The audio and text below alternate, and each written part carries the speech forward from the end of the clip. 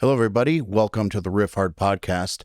My guest today is Nick DePirro from the band Night Verses, a very, very unique and badass guitar player who just has a really, really cool take on how to make unique sounds, how to play, I guess, the most intricate and beautiful clean passages, as well as how to write a lot of killer music in short periods of time. It's a very interesting episode. Here goes. Nick DePirro, did I get it? That's pretty, yeah, you got it. All right. Welcome to the Riffhard Podcast. Thanks for having me.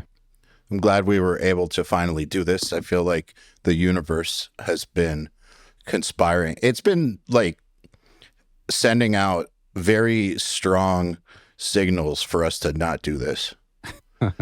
We go against it, though. Yeah. Fuck the universe. we do what we want. Exactly. But how are you? I'm doing well, man. Doing well. You know, I'm curious. You did not sound the way I was expecting you to sound. All right. No, I've been familiar with your stuff for a while, but I remember the first time I came across your stuff, I was expecting one thing, and I got something else, and was pleasantly surprised. I guess I was expecting, even though you have these elements of tech and prog and like all that stuff, it's way more dreamy and trippy and clean, and just you can't describe it really as one type of thing, which I thought was really, really cool. So what I'm curious about is, what genre do you consider yourself, like you and your band?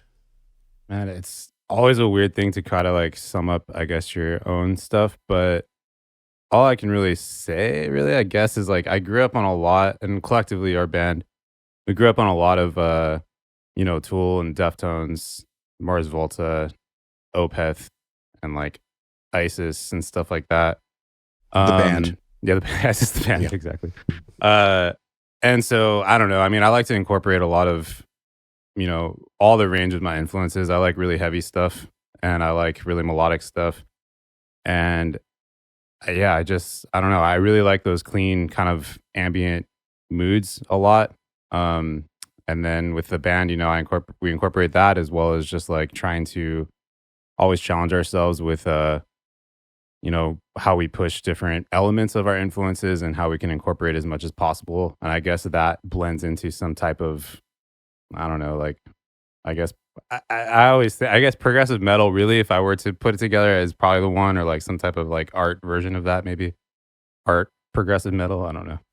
Yeah, I It's mean, I guess if you had to boil it down, I think that makes sense. yeah. I mean, yeah. It's always a weird thing to me to try to like sum up. I don't really like genres. It's hard to pinpoint sometimes with bands, I feel. I know, that's why it's kind of like trying to write an about me section on a dating site. It's just very strange. For sure. But I think that it's interesting for me to hear how someone strangely defines themselves, because very few people, I think, come to the table with a soundbite for what genre they are.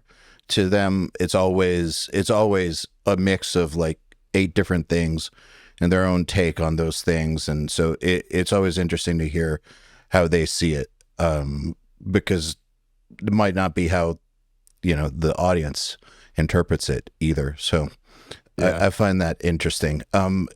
One thing, though, that I was really, really curious about was when you hit those super, super lows with your guitar, are you using an octaver?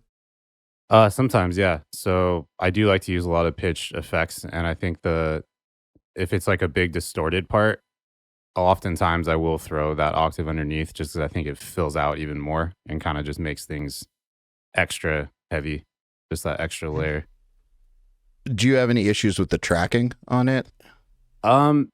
Usually not. And even if I guess if I was, it wouldn't be as noticeable to me. If it sounds good to me, I kind of just let it run. Mhm. But yeah, I tend to do it less, maybe on Actually, that's not even true. I was gonna say less on the 8-string stuff, but no, I use it pretty often. So yeah, if I run into an issue where I feel like there's actually like a bad sound from it, then I'll back off. But it's also a sound I got very used to. So good or bad, it's just a sound that I'm just used to hearing on certain things that I write now. But yeah, I've always kind of liked that kind of underlying octave of most of the heavy parts mostly. They sound massive. Yeah, thanks. I Yeah, love it. it's a cool sound. I got it from I'm sure other bands I've heard over the years, but I've always had a whammy. Like that's just like the pedal I use the most probably, and having that octave setting under there, like it's cool when you can kind of keep it low or go high with it and like have that balance. And I like to play with that a lot for sure. Octave is my favorite effect. Of all the effects, that's probably my favorite one. So I'm probably gonna annoy you with the amount of stuff I want to talk about with that. But like I think I mean, obviously you have your, I guess, your staples like reverb and delay and distortion, but I feel like what outside of, I guess, the must-haves, for me, an octaver is the coolest one because you can add so much musical impact with it. Like you can add size, or if you need to make a melody more dramatic, you can add an upper octave. If you need it to cut more, that upper octave can help. There's a lot without even doing the whammy stuff. There's a lot you can add. Once you start adding the whammy stuff into it, then that's just a whole other layer you can bring in. But just straight up octaves, up or down, I feel like to me is the most useful of all the effects I can think of. Yeah, and it's cool because I mean, in the music I write primarily, I write as one guitar player. So I'm always considerate of how to layer in additional sounds by myself and how to kind of make myself sound bigger as one guitar. And the octave settings are definitely ways to kind of incorporate an additional layer or moment or harmony, even if it's an octave like that. That type of sound is definitely useful in so many ways. When you're running it on distortion, do you run the octave into the distortion and distortion into the octave? I always do my pitch effects before all my other effects because I want the trail of them all. I want the pitch to get affected by everything else. That makes sense. Yeah, I was thinking like, there's no way he's going to say after, but I wanted to know just in case, because that would be wild though. I wonder what would happen. It would be cool, in an ideal world, and I guess you could do this with a modeler probably, but having the pitch after the effects, then your effects get tripped out. That's actually a cool concept. So maybe having both, like one at the end of your board and one at the beginning or whatever, you can kind of have some pretty crazy sounds that way probably. I don't know that I've actually tried putting a pitch after my effects. But I haven't, but now I want to. The one that I think would be probably stupid is distortion. That probably won't work. It'll probably It'll just get crazy. It'll probably just be gibberish. But with like time-based effects, or modulation effects, like I don't know, it actually might be really cool.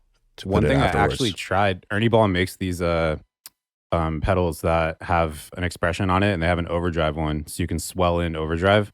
And I tried putting that after my delay once, and I had my delay echoes. I would swell in distortion on those, so I would actually have like a clean guitar like strumming into a delay, and then I would creep in overdrive on the the repeats, and like that would sound kind of crazy, and it was cool having like this kind of interesting dynamic. But I didn't keep that set up for too long because I always arranged when I was using a full pedal board. I would always arrange per set that my band was playing, how the order would be and stuff like that. Yeah, in this day and age, how much value do you see to using actual physical pedals as opposed to doing it all in like a quad cortex or something, or a fractal, because those units have versions of all those boxes in there, and then nothing breaks. Right. That last thing you said, that is the key to all of this. I just recently switched to fractal. So I had forever a massive pedal board with a bunch of cables, bunch of power cables, bunch of power source, little power bricks. And pedals I've accumulated over the years. So some have more wear and tear than others, kind of thing. And I've toured a lot on these pedals, and I kind of came to a realization with this new Night Versus record. Like, we have so many changes, just the way that I wrote these songs on guitar. There's just so many things that happen effect wise. I'm changing guitars constantly. So I go from, 6, 7, 8 string guitars. And it was just getting to a point where it was becoming, first of all, my board was massively heavy. So I had like 14 or something pedal, like a little over 14 pedals, I think, on there. And they were all being controlled by a Boss ES8, which was rad. Like, I had, for a caveman setup, I had like the best like hybrid of being able to kind of do scene changes with my board while also maintaining like a full pedal board with real pedals and everything. And the downside to that situation really is just not practical to tour and play shows often on that kind of setup without like issues. So I would play a show. I played a show last year with Night Versus, and that was the last show I played with my actual pedal board like that, because I had a fuzz just decide to not work for no reason. You like, got I analogued. Dude, we had practice before that point. Everything was good. Go to play a show, pedal cuts out, of course. That's just how it goes.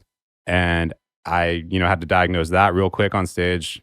Basically, like, just didn't use it anymore. And then I had to add another issue with a cable. And I just kind of had this realization that it's just not going to work having a board that big anymore, even if I needed it. So switching to Fractal was a massive improvement in my stress level, and also just in the actual practicality of, I can recreate my pedal board, and it's the same thing every night. I don't have to worry about all the cables. When I gutted my pedal board, I had like 60 cables between all my patch cables, all the power cables, all that stuff. And now I have just one XLR to the board, and then I have a small board that has just a whammy Ricochet from Digitech, which is a really sick pitch pedal, one expression pedal, and I kept this pedal called the Grand Orbiter from Earthquaker Devices, which is basically like a phase shifter kind of thing. And anything that the Fractal does a great job of mimicking a lot of effects, great, and it has some of its own that I wouldn't be able to do with pedals. But there's a couple of things here and there that are like one trick pony kind of sounds that I've gotten out of certain pedals that I'll probably keep those as I need them. But yeah, I would say if you're playing live often, I think a modeler is kind of just the most consistent, guaranteed thing to work all the time. If you're at home, like when I have, my own recordings, I'll probably still incorporate real pedals just to have the physical control, turning knobs and like guaranteeing like specific sounds. And I like having stuff in front of me too. I think there's an appeal to that. But yeah, live, I will probably never go back to having like just pedals and one amp. Like, I think I have a full stereo rig now. So with my Fractal setup, I have a left and a right amp. I have all my effects fully stereo. The sound is great. It's so much better than what I had before. I mean, getting analogued, that's just what I call it, is when it works and then it doesn't. Yeah. I mean, that's a very real thing. It's not just pedal boards. I mean, if you're recording on an actual board or at a hybrid studio, recording through and using lots of outboard, I've experienced it so many times where one day it worked, the next day it didn't, or the next day suddenly it was 10 dBs quieter, or the next day there was just this noise that just wasn't there before. And you have to diagnose it, and that takes forever. The more pieces you have, the more it's like you have to whittle it down to the most minimal setup possible. But the more elements you have, the harder it is to do that, especially when you're on the clock. And then comes the issue of, well, can it be fixed? Do you actually need this thing?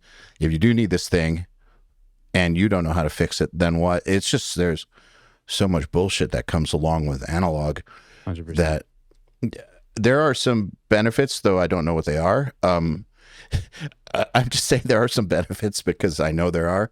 Well, it looks cool. It looks cool. Yeah. Well, okay. So, friend of mine, a producer named Josh Schroeder, he's known for doing stuff like Lorna Shore. He's great. He's very artistic. He thinks like a movie director, and he's like a philosopher / movie director slash artiste slash producer is, and always very interesting dude. And his take on it is he doesn't care if that gear sounds better or not. The reason he likes it is because it provokes a different type of thought process, and the thought process that it gets, in his opinion, at least out of him on his sessions, leads to better results than doing it with a mouse. And so it's got nothing to do with the gear itself. The gear is neutral. Yeah. It has everything to do with how he, like, whatever it does to his brain is what he's after. So I could see that. Yeah, I think that's what it is. If you work better turning physical knobs, cool. Yeah, I think if I was in a full-on studio where I could have mic'd up cabs all the time and stuff like that, I would definitely always want to use real amps. I think there's a certain warmth to that stuff too. I think plugins and all that stuff are at an amazing point. Like, I don't think there's a distinguishable difference to the average person who's not sitting there every single day. And even to people who are, I'm sure it's lessened a lot. But I always like the sound of plugging into an amp and having that kind of just, kind of chaos that happens within that. But the digital stuff, it's just so good too that, at my home, my day-to-day recordings, I'm in the box all the time. And it's kind of nice to have things you can just turn on and they just work, and it's a preset or whatever. And you have all your different, things like that kind of set up. But I definitely think there's something to having stuff in front of you and turning knobs, and like, even if it's just some placebo shit or something, like it is cool to like have that control physically, I think. But the downside to that situation is if something gets bumped on accident, or you accidentally like turn something, you forget where you had something, you're kind of like stuck. So that's kind of where I feel like there's pros and cons to both sides always.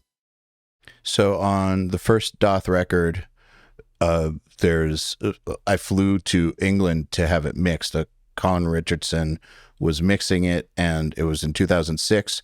So, it and on a Roadrunner budget. So it was at a big studio. Sick. On a Neve, and it was awesome. But 3 days in, and on the third song, the Neve just crashed. Its onboard computer that stored all the automation crashed. And so that third song that we were working on, we were only on like version 2 out of probably what would have been 4 versions with mix notes. Yeah. So version 2 is what's on the record. We just couldn't go further. And now, it's almost 20 years later. Like, it doesn't matter. But for a long time, I could hear that the snare is too loud. I could hear that the synths are just not loud enough. Like, there's just all these. It was a V2 mix. It was not final. Right. But because the board crashed, there was no way to recover it. And it was expensive as shit too. Like, we were paying for the studio in London plus the mixer. That shouldn't happen when you're paying that kind of money, where that does not happen unless the engineer is being, or the musician is being really irresponsible and not backing things up. That just doesn't happen in the digital world. Yeah, for sure. Speaking of that, I need to actually back up all my Fractal stuff. Yes, you do. Do it. Yeah, I need to do it. If it doesn't exist in 2 different places, it doesn't exist. Yeah. That's how I look at it. Yeah, no, that's a good point. I literally just switched like about maybe 2 months ago. So I'm like, I've wrapped my brain around like dialing in all my stuff, but yeah, I need to back everything up. I'm gonna do that today.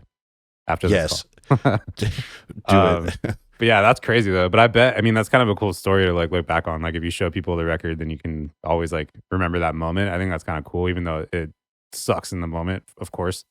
But yeah, that's interesting. It's a cool story, but imagine if it had been like on V1 or something. It's fine, because at the end of the day, especially in those days, a Colin mix, his worst mix is still better than most people's best mixes. But still, point just being that analog gear takes a shit. Yeah. And like, sometimes there's just no way to get back what you had. There's just, it's gone forever. Yeah, that is true. I think some people think there's magic in that or something. Yeah, I think like the only thing against that or whatever would be, I guess, if, and I've seen this happen, if you're playing a show and your modeler dies, you can't just grab an amp that another band is using Oh God. or something like that. Whereas Yeah. if your tubes go out on your amp or something happens, you can get someone else's amp, or maybe you have a backup amp.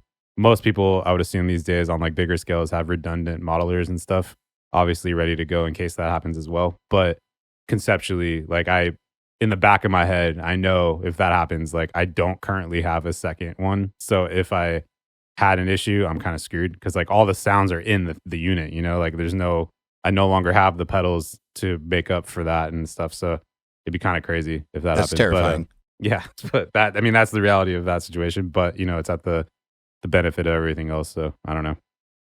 But still, though, in that situation, there's still a very easy fix, even though there's some expense involved in it. It's a very, very reliable fix too. Like, that if you just do that thing of getting the backup, the redundant model, like, you're good. Yeah, you're good. Unless a comet hits the venue or something. But no, but like it's you can reliably get back to exactly where you were by just taking that step. Whereas with the analog stuff, you ain't getting it back. It's just not happening. And they're all different per creation, I'm sure too. Not every amp, even if it's the same model, is not going to be identical to the last, just based on the creation of it. Whereas the digital stuff, I guess, will always be pretty much the same. Yeah, and I guess you could see that as a feature or a bug. Yeah. I see it as a bug, but I know some people who see that as a feature, like that every piece is unique. But not me. So you actually do think though that the real amps sound better?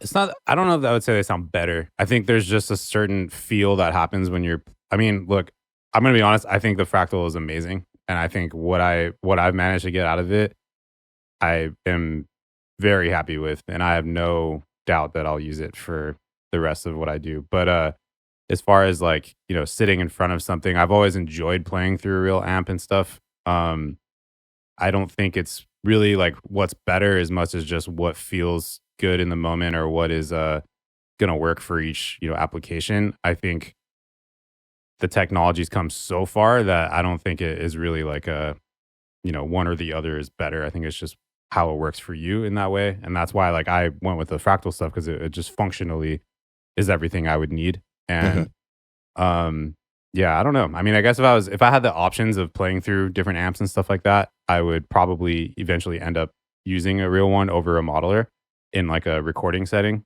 But I think live, there's no point in using a real amp, in my opinion, because the crowd isn't going to know the difference, and you on stage will have much more peace of mind using something that is, going to work versus something that might not in one day. I mean, granted, obviously everything can fail, like we're talking about, but conceptually, like they're not meant to have any issues in the same way a real amp would, I guess.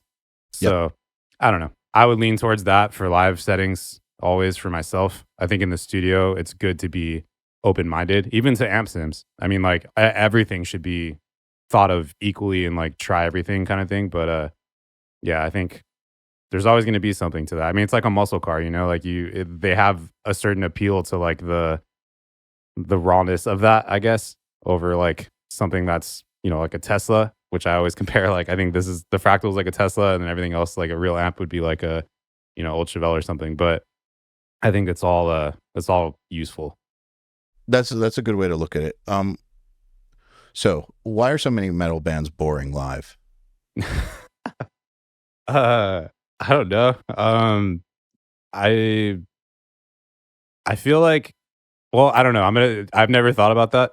I guess if I were to just guess right now, I would say that metal requires a lot more technical prowess and a lot more people to be kind of glued to riffing and playing cleanly, because I think everyone's looking to watch somebody for mistakes in that genre of like, watching somebody be really good at guitar. You want to see them be very good.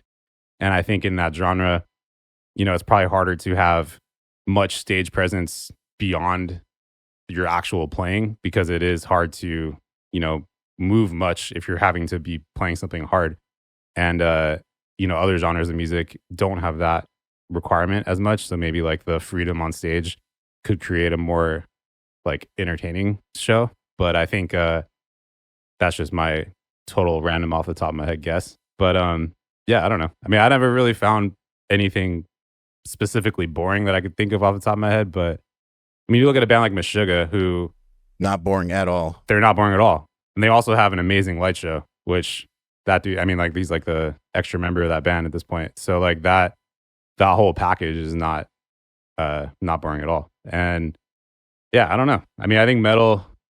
I never found it boring, but I can. If I were to make an argument against that, that would probably be my only thought. Is that people have to be playing hard things. So like you're not. I mean, generally speaking, metal requires some pretty good musicians. Well, the reason I'm asking is because I've never seen you live, but I've seen a lot of your live videos. I know some of them were streams and stuff, but you have a very cool looking setup, and I noticed there's several different ones. There were some setups where there were multiple screens, some where it was like you were in a room, like with really, really just cool stuff going on at all times, which I think playing instrumental progressive music live can lead to a lot of like fretboard gazing and just not the most interesting show, unless exactly what you just said. You're going there to just watch for mistakes or something. But you guys have quite the getup live. So what's the thinking behind that, and how much goes into that as far as planning? It looks pretty extreme. We like, a lot of our music, we relate to visuals as well. So like we think about, different movies that we've watched, maybe like sometimes even during the process of writing, we'll have something on. And to us, the visual component is a very big factor in how you feel the music and like the mood of music and stuff like that. So having visuals that represent how we feel with our music kind of like caters to the songs and different things that we're going through in each song. And our drummer actually is kind of the Eric Improda. He's kind of like the visionary, I would say, of a lot of our visuals, for lack of a better word. He's kind of the guy that he's good at putting that stuff together, and so he builds out our whole like set based on what we know what we're gonna play, and then he'll build the visuals around that, and we'll kind of just have them on a projector screen or just whatever screens we have at a venue, and yeah, he's good at that stuff. So it's really fun to play to because it kind of creates more mood for us on stage occasionally, especially if it's like a setting where the lights are a little lower and the screen is kind of the predominant light. It kind of adds to the mood for us on stage as well. So the videos I've seen with the different screens, you're just basically tapping into what's there. Yeah, more or less. I mean, I'm not always like it's kind of like more of a out of the corner of my eye, I'll see things, or like it'll some of the lights will kind of shine on different stuff like in front of me in that way. But I think more knowing it's kind of there too is kind of part of it. No, but I mean, like technically speaking, like all the different screen setups, it's more just something like it happens to be on the tour you're on, or at the venue they have these screens already, and you're just basically plugging into them. Right. So some shows, so like we have 2 live streams that we've done that are on YouTube, and one of them we insane. one of them we went to this amphitheater that was really cool to shoot that specifically. So like that setup, this team that we did it with, Mix One Sound, they brought all those with them. So that was part of like the whole thing.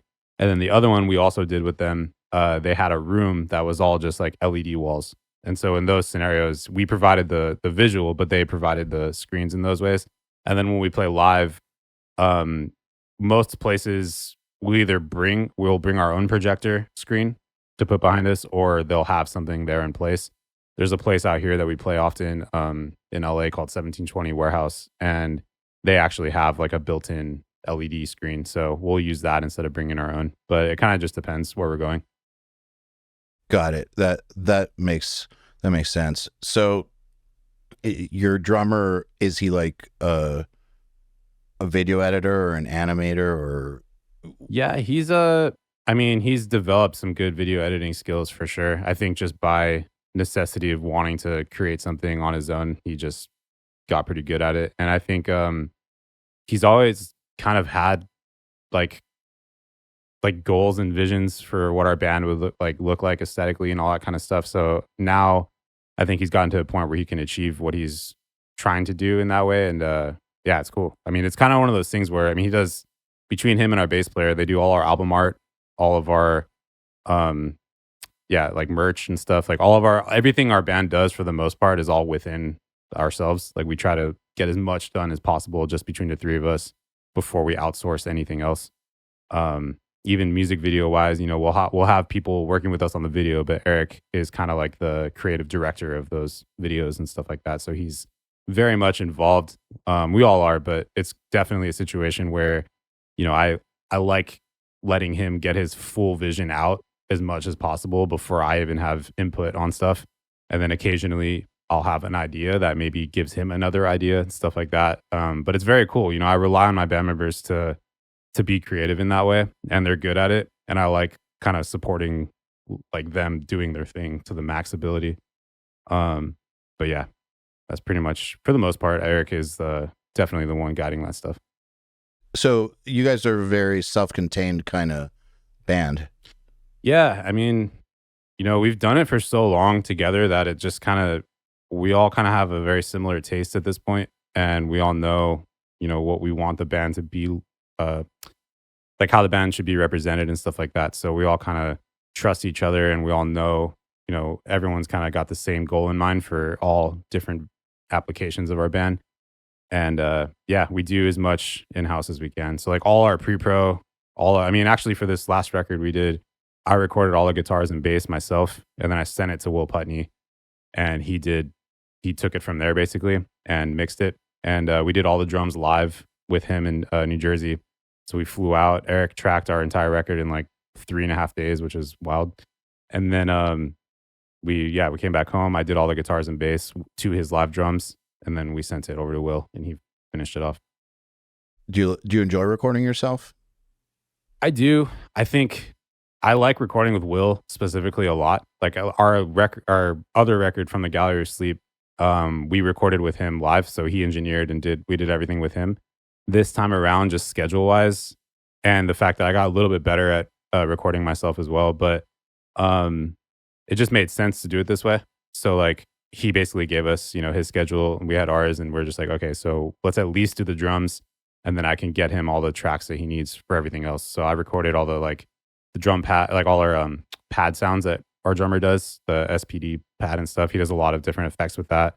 And then I recorded all the guitars and bass, and I edited everything myself. I don't know how much more they did post what I sent, but I know Will definitely stepped up some of the guitar tones that I had and things like that. But yeah, it's weird recording yourself because you kind of have to, be smart about how much time you spend on one thing, as well as like not overdoing any editing or overdoing anything that's like I would trust Will, for example. So if I did like 5 takes and he was like, "You're good," I would trust him. Whereas myself, I might be like, "Oh, I need another 10 takes. I need another 15 takes, whatever it is." And like, maybe this isn't good anymore. Delete, start over. And like, so I might create more of a complicated scenario for myself just because of my own like thought process. But sometimes also on the other end of that, maybe I settle on something that I shouldn't have. You never really know, I guess. But I try my best to be on top of what I'm doing. And I've learned a lot recording with Will, just in general, like his process and kind of seeing how he does stuff. And with Steve, his other partner he works with in there. And they're both so talented at what they do that I tried to always pay attention and take notes on where I can apply some of their skills into what I do as well. And I feel like that's helped a lot. Dude, that's why I hate recording myself, is exactly what you just said, is the mental side of it is so difficult for me, because it's an issue of, I guess I don't trust myself to know when it's there or when it's not, where there are people I do trust, but when I record myself, like, it just takes forever because I just literally don't know. I just don't know if it's there or not. I assume it's not always. Well, and when you're in a setting and someone's recording you, and they get stoked and they're like, yeah, that's it. Then you feel really good about something. You're like, oh, cool. Like I nailed that. But then when you're by yourself, it's kind of like, is it good?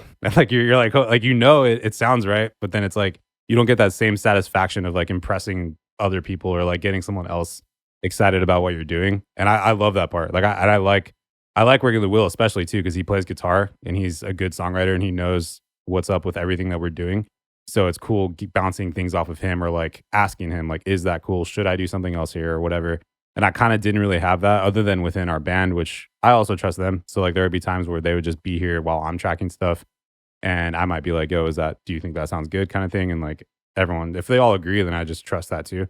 But yeah, it's definitely, I would prefer to be recorded than to record myself, I would say, for the majority of things. But I'm also used to doing it because I'm recording every day at my house, like writing music. So I'm used to it. But if I were to pick, I would definitely prefer to be recorded. Yeah, I agree. Yeah, I think also, man, you only have 100% of your energy and attention to give to something. And if you're engineering and playing, you're not 100% focused on playing. It's just impossible. Like you just can't be because you're also engineering. Like there's just no way that you can also be 100% into the playing.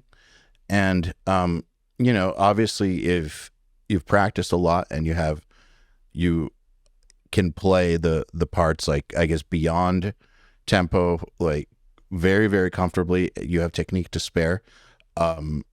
Maybe you can afford to let off some of those percentage points of attention, but still, like, fact is you're not 100% focused on playing, and so you just won't be as good as if someone you trust is recording you.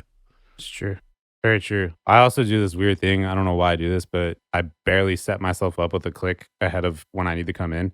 I'll give myself a 4 count always. So oftentimes I'll hit record and then quickly get to my guitar. I don't know why I do that, but that's just a stupid habit. And occasionally in that moment, I won't be as ready as I should be. So I'll like have to hit spacebar R again and then do it and just keep doing that stuff. And just stupid things like that. And like trying to think about, hitting record versus somebody else recording you and you're just ready to go. Like I think that just that alone is a big factor. And yeah, the mental thing, like you're not having to worry about the computer side. You're just worried about literally playing your riff to the best of your ability. And when you're combining both, it can definitely convolute both sides of it a little bit. Yeah, I really, really would rather get recorded by somebody else. Sure. That the whole playing into it thing too. That's I think a lot of people need to get better about that, giving themselves longer or actually playing into a part. One thing I've like really focused on, I'm curious what your opinion or your take is on this, but I feel like guitar playing is very momentum based. And that's why it's hard to switch gears between techniques a lot. That's why, I think the most explicit example of this is, switching timetable or something, like switching from like straight to triplets or quintuplets or something. That throws people off a lot because they have to switch gears in their head mentally, like completely. And switching gears is just tough for people. It's a lot easier once you have momentum and you're locked in. And so with recording, lots of times if people are just waiting, they have a count off and the first note they're playing is that first note of the part that's going to be recorded. It won't be as good as, like, say if the part goes 4 times, the second or third time through will be like where they really start to lock in. And so I try to play into a part as much as I can if it's reasonable, so that by the time we're actually recording, it's I'm locked in. That's, sometimes it takes a little bit of gymnastics to be able to pull it off if you have a lot of tempo changes or whatever. But it almost always helps me to do that. What about you? Yeah, same. I think it's important, especially if you're in a situation where you are trying to punch things in, it's good to always be playing in and out of everything. I try my best to always do entire sections in one pass versus like assuming I'm gonna punch stuff in. Um, in fact, I rarely do punch stuff in. It's more like the clean and distortion switches that I'll actually stop playing something. But I'll do a lot of like a lot of sections I'll do in one block because I feel like the feel of that is better too than trying to make it perfect and punch in identically at every section. I think you lose a little bit of the nuance there, and like I kind of like the sound of the extra noise of my hand going to each part, and yeah, like that kind of feel I always prefer. But yeah, I think what you're saying too. Like if I was to just want to record one section, I might loop it over and over and just keep playing it, until I get the take that felt good versus like trying to stop, hit record, nail it, stop, hit record, nail it. It's like sometimes having that repetitive thing helps actually like get the good take. And yeah, so I tend to go that way for sure. I agree with you about the noise in transitions, and sometimes I punch that in. Like I'll loop I'll loop the transition point, yeah, and then cut. Then I'll like cut out just the point between the very end of the previous part and the very beginning of the part you're working on, and paste that in, and then boom, there it is. I mean, yeah, there's so many little tricks like that, but that is a good one. It works a lot, not always, but it works a lot of the time. Nothing works always. Yeah, if I'm recording a band and I feel like it would help the person recording to be able to do each part separately, then I always say, well, just play from the verse into the chorus. Just that I just need that little bit, just the transition, so that it sounds like you did the whole thing. And like that's kind of the secret, I would say, to punching or cutting your takes up like that before you're even comping. Just like literally transitioning your parts so it sounds seamless versus cut and paste everything. Like having that little transition is huge. Still though, for what you do, I can see how not playing the full part, especially with your clean parts, it's not that it's impossible, but recording cleans is its own beast, and it's tough to not just play the entire part. I imagine, especially with the fact that you have like delays going and you're playing off of the delays, and there's a lot going on with your clean parts. It just seems like a real pain to try to punch that stuff. Yeah, no, the closest I'll get to punching really would just be actually just comping stuff. So I might play something 20 times, and then if I feel like I didn't nail one take, I'll go through and find the little blemish that I did, and I'll like just find the one of the takes I didn't have that, and then I'll be all right. But for the most part, yeah, I try my best to get everything in one pass so it does feel like I actually played it. And it is harder with clean stuff because there's more of a flow and like a fluidity to the sound of all of that. I think with distortion you get a little more of a pass with the noise that's kind of added by that, and like you get away with a little bit more maybe. But yeah, clean, you're kind of like out there. And even with all the effects, like I might be caked up with reverb and delay, but if any mistake happens, that gets delayed and reverbed out. So like you want to keep it as tight and fluid as possible with that. But I love playing clean. That's like my favorite. Like that's my natural thing, is to kind of go towards those ambient kind of vibes. That's the thing I actually like, or was drawn to the most in your playing, because I'm very into clean playing as well. And I feel like it's one of those things that you just don't hear in metal done well very often. Like you mentioned Opeth as an influence. I think Opeth, to me, they're like the kings of clean. Yeah. There's this sound that came along in the gent world where there's this clean sound that just sounds so sterile that so many of the bands use that. I don't hear that at all in your playing. It's like if you have Opeth on one side of the spectrum, then you have that gent clean sound on the other side of the spectrum. And I don't like that sound at all. And so I look to Opeth as kind of like the gold standard. Same. I can tell. So I feel like you really get it with cleans. So I think that in some ways they are the hardest thing because you have nothing's there to save your ass. Like there's no distortion to hide behind. Yeah, you might have effects, but the effects, like if you're playing a lead on distortion, they will help you fudge things. Like you can get away with murder, whereas those effects on a clean, like you said, they're just going to amplify your mistakes and repeat them. And it's a lot like when you're punching in drums and you have to take into consideration cymbal lengths, decay lengths. The same cymbals have to be ringing at the same time when you're doing a punch, or it's just not going to work. You have a very similar thing happening with clean guitar playing, where all the ringing notes have to be the exact right length. It's just it has to be right or it's wrong, whereas it's not almost right. So I'm wondering, how have you developed it? Like, what do you focus on to practice it? Like, what is your deal, bro? Honestly, I just play a lot. I find what I do, I don't sit with like a metronome ever. Like, I mean, I record to drums, like program drums often. So those are pretty much gridded for the most part.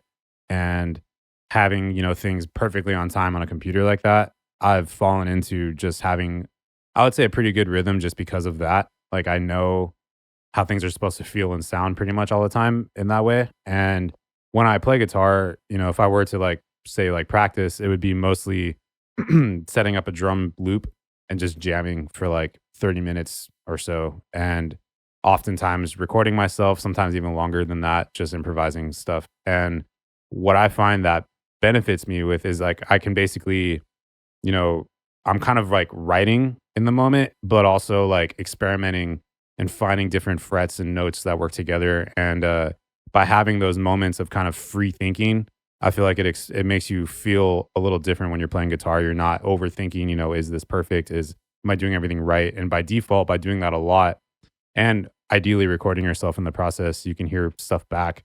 You can kind of start developing like a good sensibility of where your comforts are and where you do best. And then you kind of focus on those things more and try to amplify them and use them specifically like when writing. So like, I don't know, for me, I find my best practice is just jamming. And I say that to people often, occasionally I'll do lessons and stuff with people online. And like my biggest thing is always just like, if you're trying to be a songwriter and you're trying to write for a band or yourself or whatever it is, it's good to freely jam like that because you'll find things on accident. You'll find things naturally on accident that actually work. And you can kind of bank these concepts. And so when recording, I'm pretty much honestly always recording. Like I have Logic open every day. That's like my default is make a coffee, go to my computer, open Logic, and see what happens usually. So with that concept, I'll record stuff and I'll just set up a loop bar and I'll record myself and I'll cut these ideas that I like and I kind of scoot everything else to the right. I'll take the ideas I like and separate them. And then I'll just keep doing that for a bit. And occasionally I'll get, 5, 6 ideas, maybe just riffs, maybe chord progressions, whatever it is. And I'll have these things that I like. And because they're all within a tempo and I'm all playing to a beat, generally like I'm going to be in the same key the whole time too. Then I have some things banked like that. And that's kind of how I go about writing and practicing simultaneously. And I always suggest that to people, it's good to jam and kind of like express yourself in that way versus like putting an immediate guideline to what you're supposed to do. Like I have to play to this exact thing. And like, I don't know. I feel like you kind of get stuck in that way sometimes. Yeah, dude, I feel like, and I think lots of people would agree that the best ideas happen when you're not trying to come up with ideas, but you still have your guitar handy, obviously. Yeah. One thing I've noticed for me is I'm very militant about technique practice. Even though I consider myself a writer first. I just am militant about technique practice. And I've noticed that lots of times my ADD will kick in when I'm trying to practice something and just ideas will just start happening. And I know now that I need to like pay attention to that and record those ideas immediately as they're happening. Lots of times those will be my best ideas when I'm trying to practice, and then the ADD kicks on because I'm already warmed up. I think that's part of it. Is like I've been playing for a little while. Like my hands are warm, my brain is warm. Like I'm in the zone, and the ADD kicks in, and it's almost like this free association, stream of consciousness thing starts to happen. Like that, I have to record that. So now that I've been doing that for a while, I'm already thinking about the next record.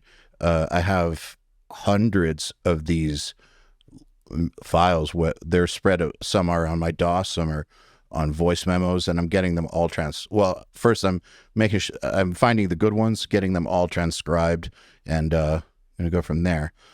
See how that works out. I haven't really done that before, but I definitely have some of the best riffs on the Doth record that's about to come out are from that process. So now I'm just trying to amplify that even more and dig in, like lean into that even more. For sure. The voice memo method is actually really good too. Sometimes you can hum out a riff with your mouth that you wouldn't be able to play naturally right away.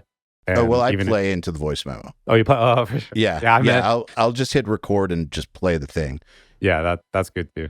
I was thinking, like I'll hum like rhythms sometimes, like literally riffs, like get my phone and be like or whatever, and then I'll like put that, assuming I'm in like a reasonable pace, I'll tap the tempo out, and then I'll put that file, like my voice, into Logic, and then I'll program the drums to match that pattern, and then I'll write to that. And oftentimes that's actually provided me some interesting rhythms and stuff like that. But yeah, like I have another project called Head Cave that is purely, I just try to write just the heaviest stuff I can in that project, and it's all 8-string. It's all just me on guitar too. I always write everything just one guitar. I like that concept, trying to sound as big as I can as one guy. But with that project, there's a lot of parts that I did it that way. Like I'll hum it into my phone with my mouth, and then I'll learn it and I'll write a riff around that rhythm and stuff. But there's so many ways. I don't know. I try to like think about weird stuff to kind of come up with ideas sometimes. Well, that's good because it gets you out of whatever isms you do with your hands. Right. Like whatever tendencies, whatever that go-to thing that you just default to, everyone's got them. That's a good way to break out of that and to bring new things to the table, I think. For sure. So how do you deal with writer's block? So I try to, when I get to a point of like, man, I don't know where to take this, then I think of like weird stuff. Like I'll be like, okay, well, let me try writing a riff that is only harmonics. Or let me try writing a riff that, is all on one note, maybe something stupid. Like maybe I just bend one note over and over and just find something weird in there. Or I'll like, sometimes just drums alone will inspire me. So I'll the benefit actually of having programmed drums, at your disposal is you can isolate parts of your kit. So if I have like maybe a cool beat going on where there's like multiple rhythms, maybe the snare is in a weird place and the kick pattern's doing something cool. Maybe there's like a cool hi-hat rhythm or something like that or pattern. Then I'll just focus on one of those and I'll play to that only. And then I'll bring the rest of the kit back. And then now you have this weird riff that you probably wouldn't have written if you were playing on top of the beat. So now you have like you're just matching the kick, you're just matching that snare. And that could literally be like, maybe I do bass first and I'll have the bass match the kick and then I'll have the guitar just hit chords on the snare. Random stuff like that. Like I try to like think, if I'm stuck just starting from a guitar perspective, then I try to think about ways that force me into something else.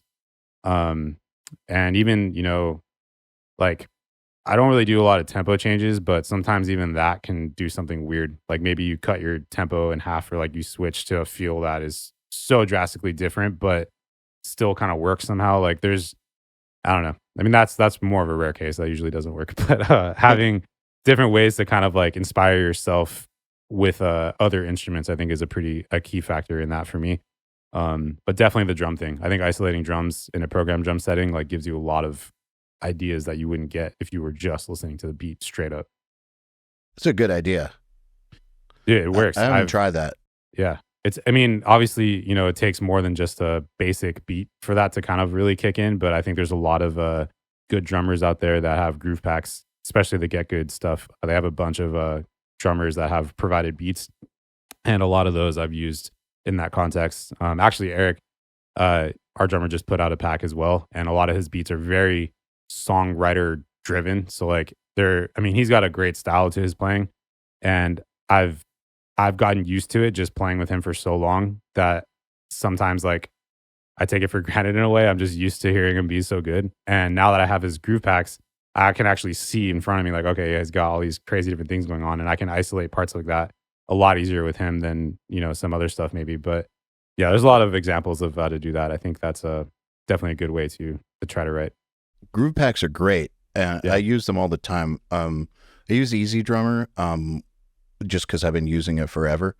And because there's a million groove packs for it. Yeah. But I use those all the time. I feel like I've seen some people, I guess, imply that that's cheating somehow. I totally disagree. The thing is, yes, you can program stuff from scratch, but the question for me is, how good are you at programming from scratch? And also, what's going to get you to the idea the fastest? Exactly. That's what really matters. Yeah. Just because you write with a groove pack doesn't mean you have to keep that also. Exactly. Yeah. When I send stuff to Krim, I'll send him with the MIDI drums I used, but I'll also send it without. And he'll ask for it just so that he can hear what was inspiring me. But I'm assuming that it's going to change completely.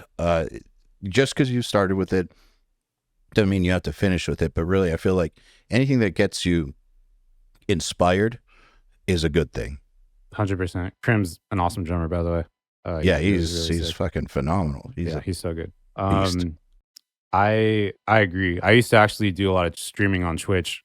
I stopped about 2 years ago, I think, but for about 2 years, right when like COVID kind of hit and everything shut down, I was always writing music anyway, and I was like, well, I'm just gonna hop on here and see what happens. I'm just gonna write songs every day. So I wrote a song every stream was my goal, and with that concept, obviously, I need a lot of inspiration because it's a lot of different sessions of writing, and I learned that writing or having these groove packs were super helpful because I had all these starting points. And so I can just, drop stuff in and I can write to those immediately and have something I didn't need to sit and actually write from scratch every time. And I can definitely program drums from scratch if I want to, but I think having those starting points is super crucial to like moving the process along faster.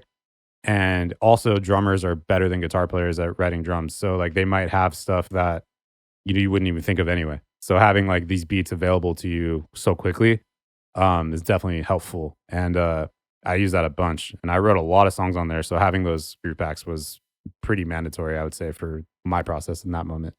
So I noticed you're very prolific. I was looking at your Bandcamp and saw those Twitch sessions.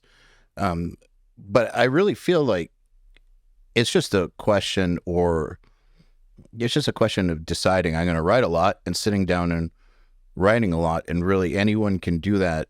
It's just you have to decide to do it. And I think once you set a goal, some arbitrary goal, like I'm going to write a song every time I sit down, which is ambitious, you have no choice but to figure out ways to speed it along.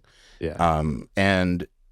The groove packs are a great way to do that. But the thing is, once you've done that, you have to speed things along, just either because you're on an external deadline for someone you're working for or an arbitrary one. It doesn't matter. You'll realize that a lot of stuff that you've done or used to do was pointless or just added a bunch of extra time for no reason. And I've noticed that in myself a lot. Like I started this challenge in writing the Last Doth record of like, let's see if I can write a song in 2 hours, and just set a timer and go. There's no time to fuck around. Like I can't sit there and try to play the parts perfectly or anything. I have to my recording of the demo has to be the quickest way I know how. So like it would be stuff like play the riff 2 times, copy paste, one left, one right, loop, and just go for it. And one of the best songs on the record was written like that. It was a 2-hour session, and then I took a 30-minute break, came back, did another 2-hour session, refined it, and then sent it to the band. And then, once it came back, there were some other refinement sessions, but still the body of the song, like the intro, the verse, the chorus, the pre-choruses, the bridge, the outro, like it's all there within that first 2-hour session. And so I think when people say I can't write a song in that amount of time, it's like, well, you have to set your expectations properly. Maybe it won't be the final version of the song, but you can certainly write the bones of a awesome song in that amount of time. But you have to eliminate anything that's wasteful with how you spend your time. No, that's true. And it is ambitious to try to get a song done that quickly. I think for a lot of people that seems impossible, but I think if you actually sit and try and realize like what you're saying, like, well, I can just copy paste this part, like conceptually you can structure out a song pretty quickly that way. And when you're writing songs a lot, you start to see the formula of what songs really are. And there's exceptions to this, of course, but generally, like, there are parts that repeat. There are parts that are the most exciting climactic moments of a song. There's an intro, there's an outro, there's, verse and chorus and stuff like that. So it's pretty it's easy to conceptualize something just by having like a few sections like in mind. You can be like, okay, I can kind of see the bigger picture of where this is going to go. Ideally, you want to be more creative within that process and not, just stick to that formula just by default always. But I think it's good to kind of have in the back of your head, depending on the genre too. I think there's always exceptions to this stuff, but I feel like that basic understanding kind of helps formalize songs quickly, because you kind of know like, okay, well, this is the hook riff, this is the main like part of the song, I would say, and you kind of build from there. It's like, well, if I'm riding on open for a while playing this riff, it's going to be really satisfying to hit a progression at a certain point. So then you go to that, and that's now like possibly your chorus or whatever. So there's a lot of ways that I think you can kind of get that done if that's your goal. And yeah, for me on Twitch, I did that same stuff too. And the other weird part about writing on Twitch was I had a live audience. So I'm like being sort of like judged on every initial idea, which is kind of weird. And not judged, like just getting feedback, right? So like maybe I do something and everyone in the chat is like stoked on it, but like I was going to try like 5 other things, but it's like, well, if they're all stoked, I guess I could just stop here. But like, depends how you want to look at it. That you can do that, or you can kind of keep going. And I've spiraled. Like I've had streams where I would go 4 hours and not even be happy with the song I did and be like, man, I could have like had something better if I had just stuck with my initial goal in the beginning. And like I've deleted entire sessions and started from scratch. Like I've had all kinds of things happen through that. But that process taught me so much about, challenging myself in songwriting and like kind of how to get in and out of writer's block and things like that. I'm sure you ended up with a few winners though. Yeah, dude, a couple of things made it onto the Night Versus record, which is really cool. I wrote a lot of Head Cave songs on there, just like the entire song, and then had a few tweaks in post after the streams and stuff. But yeah, a lot of ideas that I wrote on there actually got used in other things that I wouldn't have had if I didn't do those. And it was pretty cool. And it's also fun for anyone that was watching me, because now it's like, years later, you're hearing it on a Night Versus record. If you're a fan of, what I'm doing on both applications, like it's probably pretty cool to know, like you saw me do that live in the moment. Like you actually saw me write that part. And absolutely. Yeah, it's like an interesting way to kind of have that relationship with people who listen, I guess. I think also doing that divorces you from getting too precious about songs, and you start to really realize which ones are worth really pursuing, and it makes it way more okay to just ditch things, which I think if you don't write that much, every single thing you write is that much more valuable to you, that much more precious. The more you write, the more often you do it, the more you realize that you can just come up with something else. And if something's not good enough, like that's okay. Just you can get rid of it or make it better, but you're not stuck with it. Yeah, I think that is super true. And I've been fortunate to be jamming with my band members since I was like 15. And like all my life, basically, I've been playing with Eric and Riley, and through various bands and stuff. But it's always the three of us that stuck it out. And I got very used to dropping my ego pretty early on when it comes to writing, like all of us did. I have no issue with trying my best on something only for them to be like, I don't know, try something else. And being like, okay, I thought that was cool, but yeah, let's do it. And so I would just write. I'm used to it. I'll write a bunch of ideas just for the sake of it. And, even sometimes you end up back on the first one you tried because you went through the gamut of all the other possibilities and the first one's still the best. Like I like that way of writing. So yeah, I don't really attach myself to anything too much. Unless I know for sure this is the sickest thing. I've never done anything like this or something random like that. But it's so rare that I'm like, I never really get that pushy on anything. As always, I want everyone to be stoked, not just me. But so how do you know? Yeah. How do you know when an idea is worth dying on the hill for versus letting it go? If it's for the band, it's something where if I feel like we haven't done it before, or if it's something where like, I feel like in the guitar space, maybe this is something that is, not so common, or maybe it's, I don't know. I can't really think of many times recently where that's actually happened where I had to actually battle for something. That's pretty rare. Like we're pretty good about everyone being stoked on something before we stop. And yeah, I don't know. I think for myself, there are certain pedals that I've used that maybe, kind of like were so cool sounding that I just knew that part was gonna be the part. Like there's an intro to a song we have called Karma Wheel that just starts right away. And there's this like I do this whammy pitch down, but I also have this pyramids effect or pyramids pedal from Earthquaker that creates this really chaotic like it's sort of like a phaser pedal. Like just I have the rate and everything just really maxed out, and it creates this really kind of wild sound. And I knew when I did that was going to be the riff. Like I knew that wasn't changing. And like I didn't say that, but I knew it was cool enough for us that was going to make it, and it did. And there was another section we have in a song called Phoenix on that record as well that has a moment with that pedal, and that pedal just has a really cool sound to it. And that's one that I got close enough to replicating on the AxeFX, but I might bring that in again at a certain point. But yeah, that type of stuff. I think when there's a really unique sound that happens, then it's like that's gonna make it somewhere. It might not be in this exact part that it's being tried at right now, but we'll know that that's a sound that will get used at some point. Mm-hmm. Sounds like there's a lot of trust between band members. We have a lot of trust. We have a lot of trials and errors with each other and all that stuff that we know what everyone likes, and we know like when we're stoked, it's because we're actually really stoked on something, and it's more exciting, I think, that way. Like I like impressing my band members to this day.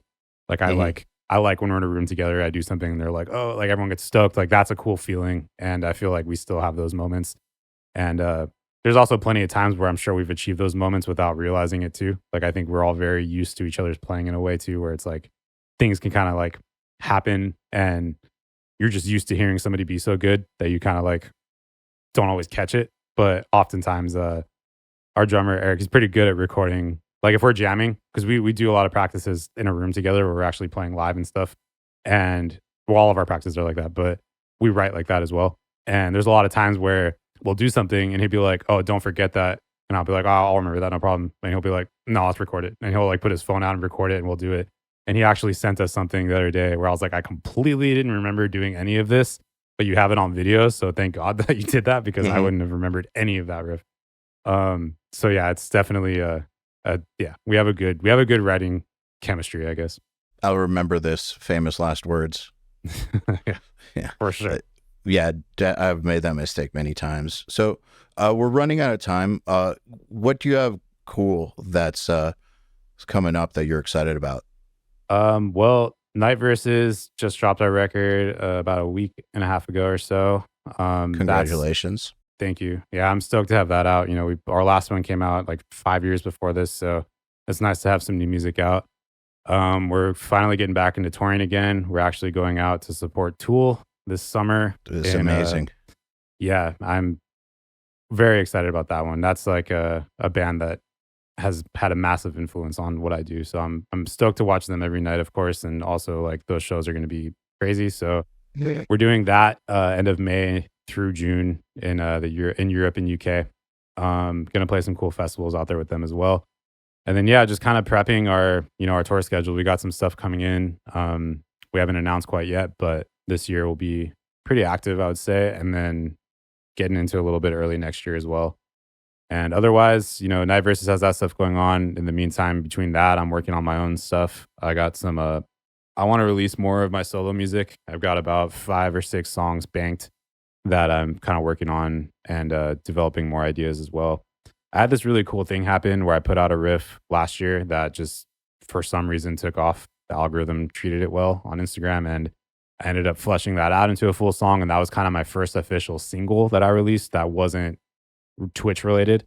And that was called Half Moon. And that one kind of like got me in the mindset of wanting to put out more music and out of my own name and stuff.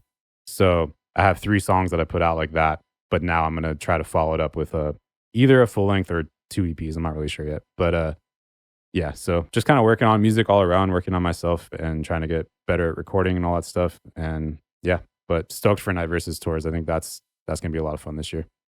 Awesome. Well, good luck and congrats on all that. Thank you. And thank you very much for coming on, man. It's been a pleasure talking to you, and we should do it again. Glad we were able to do this. Yeah, no, I'm down. It was cool talking to you as well. It's always fun talking to somebody who's very passionate about music. So having that kind of stuff is cool to talk about. Yeah, for sure. I mean, I could talk about it all day. Same. It's the only thing. So, all right, man. Thank you.